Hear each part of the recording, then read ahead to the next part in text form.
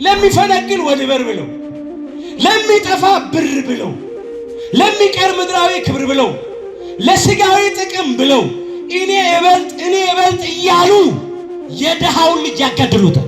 በጎጠኝነት እየተመላለስን የገሌ ቋንቋ የሚናገር እያለን እዛ ውስጥ ያለን ሰዎች ከዚያ እንውጣ። ዛሬ አንዳንድ ሰዎች አሉ የኔ ቋንቋ ልዩ ነው፣ እኔ ምርጥ ዘር ነኝ የሚሉ ሰዎች እኮ ነው። ምንም ትርፍ የለም፣ ምንም አይገኝም። አሁን ከመለያየት መስማማት፣ ከቂም በቀለኝነት ይቅርባይነት፣ ከመቃቃር መፈቃቀር፣ ከመተማማት ከመተቻቸት ቀርቦ መወያየት፣ ጸብ ለሚዘሩ መለያየት ለሚዘሩ ጎጠኝነትን ለሚዘሩ ጆሮአችንን አንስት፣ ቦታ አንስት። ሰውን በሰውነቱ እናክብረው። ያለ ፍቅር ከሆነ ሁሉ ከንቱ ነው። እግዚአብሔር አምላካችን አንድነታችንን መልሶ ይስጥር። በእውነት ኢትዮጵያውያን የምንታወቀው እንግዳ በመቀበል ነው፣ ከሁሉ ጋራ በሰላም በመኖር ነውና አሁንም ከሰው ሁሉ ጋር በሰላም እንድንኖር ይርዳል። የጸብን ግድግዳ በስጋው አፈረሰ ሲል በስጋው ክሶ ማለት ነው። ቅዱስ ስጋውን ቆርሶ ክቡር ደሙን አፍስሶ ነፍሱን ለመስቀል ሞት አሳልፎ ሰጥቶ ውድ ዋጋ ከፍሎ በዕለተ ዓርብ በፈጸመው ቤዛነት በተቀበለው መከራ በከፈለው ዋጋና መስዋዕትነት ያንን የመለያየት ግድግዳ የጥል ግድግዳ አስወገደ፣ አፈረሰ፣ ሰላምን መሰረተ፣ ፍቅርን አደረገ። ፍቅር የሆነ አምላክ ክብር ምስጋና ይግባው። እስቲ በሉ ይህም በሉ ከሁለታቸው አንድን አዲስን ሰው በራሱ ይፈጥር ዘንድ። እዚያው ኤፌሶን ምዕራፍ 2 ቁጥር 15 ላይ ተመልሼ ነው እየተመለከትኩ ያለሁት። ይህም አለ ከሁለታቸው ከሕዝብና ከአሕዛብ አንድን አዲስን ሰው። ስንት ሰው? አንድን አዲስን ሰው በራሱ ይፈጥር ዘንድ። የተፈጠረው አንድ አዲስ ሰው ነው በሐዲስ ኪዳን። አሁን በሐዲስ ኪዳን አንድ አዲስ ሰው ተፈጥሮ በማን? በአምላካችን በጌታችን በመድኃኒታችን በኢየሱስ ክርስቶስ ጥምቀት፣ በእርሱ ቤዛነት መስዋዕትነት፣ በዳግማዊው አዳም በአምላካችን በኢየሱስ ክርስቶስ መስዋዕትነት አንድ አዲስ ሰው ተፈጠረ። ልዩነት የለም። ሕዝብ አሕዛብ፣ ይስሐቃዊ እስማኤላዊ፣ ጨዋ ባሪያ፣ አይሁዳዊ ግሪካዊ፣ ወንድ ሴት፣ ነጭ ጥቁር፣ ባለጠጋ ድሃ፣ ጌታ ባሪያ፣ የተማረ ያልተማረ ማለት የለም። አንድ አዲስ ሰው እንደገና በኢየሱስ ክርስቶስ ተፈጥሯል። አዎ እሱ ነው እንደገና በአዲስ ተፈጥሮ የፈጠረ። እዚህ ውስጥ ይከፍ እንበል። ኤፌሶን ምዕራፍ 2 ቁጥር 10 ላይ የተመዘገበውን ቃል እንመልከት። ሁላችን ይላል በኢየሱስ ክርስቶስ ተፈጠርን ይላል። በማ ተፈጠርን? በኢየሱስ ክርስቶስ ተፈጠርን። በአዲስ ተፈጥሮ ፈጠረን። ሁላችንን አንድ አደረገን። አዎ ሰላምን ያደርግ ዘንድ ይላል፣ ጥልንም በመስቀሉ ገድሎ ይላል። እዚያው እንመለስ ደግሞ ኤፌሶን ምዕራፍ 2 ቁጥር 16 ላይ የተመዘገበውን ቃል እንመልከት። ሰላምንም ያደርግ ዘንድ ጥልንም በመስቀሉ ገድሎ ይላል። ጥልን በምኑ ገድሎ? በመስቀሉ ገድሎ። ጥል የተባለ መለያየትን አስወግዶ የጸብን ግድግዳ በስጋው አፍርሶ ጥልንም በመስቀሉ ገድሎ ሲል የጸብን አባት ዲያብሎስንና ሰራዊቱን ድል አድርጎ ማለት ነው።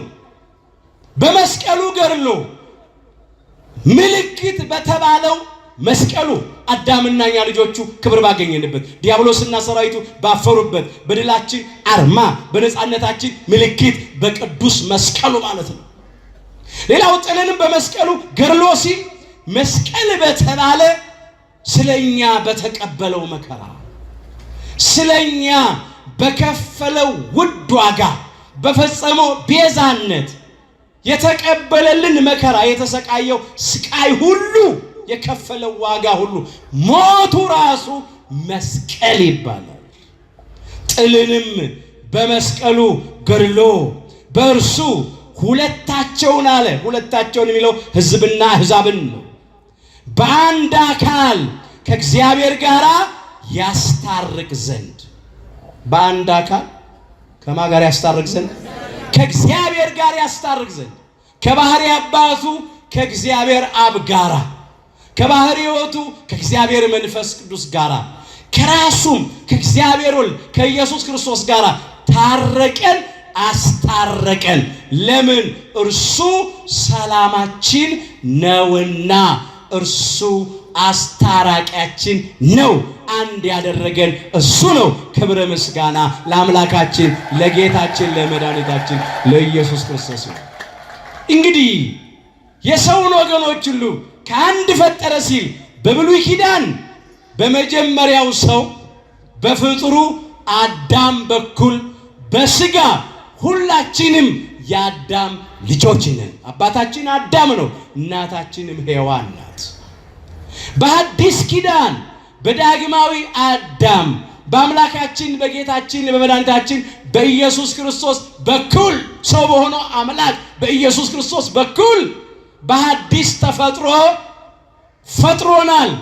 እንደገና ደግሞ አንድ አድርጎናል። አንድን አዲስን ሰው በራሱ ይፈጥር ዘንድ ያለው ለዚህ ነው። በአዲስ ተፈጥሮ አዲስ ሆነን ተፈጥረናል። አሁን ልዩነት የለም። ሌላ መስፈርት ማስቀመጥ አይገባም። አንድ አዲስ ሰው ስለተፈጠረ ይህ እንግዲህ ለሰው ልጆች ሁሉ የተሰጠ ነው። ዛሬ በእምነት ማይመስሉን ያላመኑ ያልተጠመቁ ሰዎች ቢኖሩ ለነሱም ክርስቶስ በስጋ ሞቶላቸዋል። ለነሱም ቤዛ ሆኗል፣ ዋጋ ከፍሏል። አዎ ሰዎች ናቸው፣ በሰውነታቸው አንድ ናቸው። ክርስቶስ በማዳኑ ሥራ ሰው አልመረጠም፣ አድሎም አላደረገም። የከፈለው ዋጋ ለሁሉ ነው። እኛም አይተናል። አባትም ልጁን የዓለም መድኃኒት ሊሆን እንደላከው እንመሰክራለን ይላል። እዚህ አንደኛ ዮሐንስ ምዕራፍ 4 ቁጥር 14 ላይ ሁሉን ትቶ የተከተለ ከዋለበት የዋለ የእጁን ታምራት ያየ የቃሉን ትምህርት የሰማ የመስቀል ስር ሐዋርያ የቁርጥ ቀን ወዳጅ ሐዋርያውና ወንጌላዊው ቅዱስ ዮሐንስ ወልደ ነጎድጓድ በመልእክቱ የጻፈው ነው። እኛም አይተናል አለ። ያየውን ነው የሚመሰክረው። ከቅዱሳን ሐዋርያት ጋር ራሱን ቆጥሮ ሲናገር እኛም አይተናል። አባትም አለ እግዚአብሔር አብን፣ ልጁን አለ እግዚአብሔር ወልድን፣ አባትም ልጁን አለ እነሆ የዓለም መድኃኒት ሊሆን እንደላከው እንመሰክራለን አለ። በባህሪ አባቱ በእግዚአብሔር ፈቃድ፣ በባህሪ ሕይወቱ በእግዚአብሔር መንፈስ ቅዱስ ፈቃድ፣ በራሱም በእግዚአብሔር ወልድ ፈቃድ ዓለሙን ለማዳን ሲል ስለተገለጠ ነው ያለው። የዓለም መድኃኒት ሊሆን እንደላከው እንመሰክራለን። ዓለሙን ሁሉ አድኗል፣ ለዓለም ሁሉ ክሷል። እሱ አንድ አዲስ ሰው ተፈጥሯል። ስለዚህ በሃይማኖት ባይመስሉን፣ በቋንቋ ባይመስሉን፣ በባህልም ባይመስሉን በሰውነት ሁላችን ስንት ነን? አንድ ነን። ልዩነት መፍጠር አይገባም፣ አያስፈልግም። ሁለተኛው እንግዲህ ነው። በአዲስ ኪዳን በክርስቶስ ሁላችንም አንድ አዲስ ሰው ሆነናል። ሶስተኛ የምናየው የእኛን የክርስቲያኖቹን ነገር ነው። እኛ ክርስቲያኖቹ ደግሞ በእምነት በኩል አንድ ሆነናል።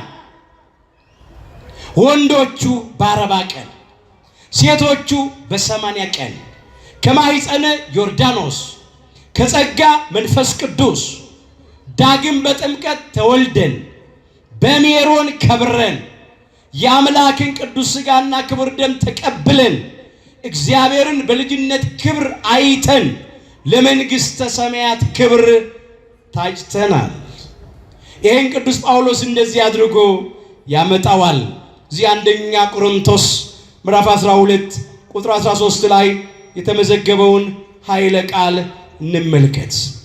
እንዲህ አለ፣ እኛ ሁላችን በሉ እስቲ በአንድ መንፈስ አንድ አካል እንድንሆን ተጠምቀናል። እኛ ሁላችን በአንድ አካል ስንት መንፈስ ልንሆን? አንድ መንፈስ ልንሆን ተጠምቀናል።